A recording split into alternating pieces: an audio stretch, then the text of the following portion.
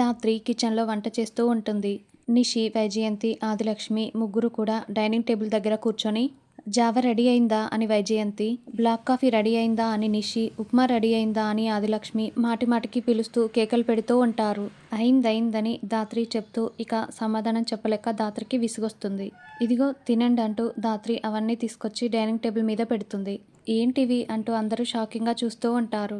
ఏంటివి అని వాళ్ళు అడిగితే, మీరు సగం ఉడికిన ఉప్మా తినండి, నువ్వు ఈ కూల్ వాటర్నే బ్లాక్ కాఫీ అనుకొని తాగు, అత్తగారు రాగి జావ తాగటం కష్టం, ఇదిగో తినండి అని ఒక గట్టి ముద్దను తీసి వైజయంతి ముందు పెడుతుంది. అప్పుడే కౌశికి అక్కడికొచ్చి, ఇంట్లో ఇంతమంది ఉన్నారు, ఒక్కరు కూడా ఒక్క పని చేయరా, ఇంతమందికి ఒక్కరే ఎలా చేసుకొని తీసుకొస్తారు, మీరు కూడా తలా ఒక పని చేస్తే సరిపోతుంది కదా అని కౌశికి, నిషి, వైజయంతి, ఆదిలక్ష్మిలతో చెప్తుంది.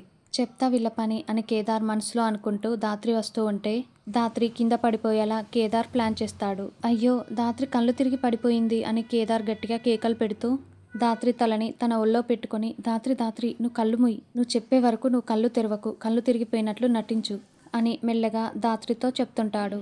ఏమైంది కేదార్ అంటూ కౌశికి టెన్షన్ పడుతూ అడుగుతూ ఉంటుంది. అంతమందికి ఒక్కతే చేయలేక కళ్ళు తిరిగి పడిపోయిందక్క అని కేదార్ చెప్తాడు.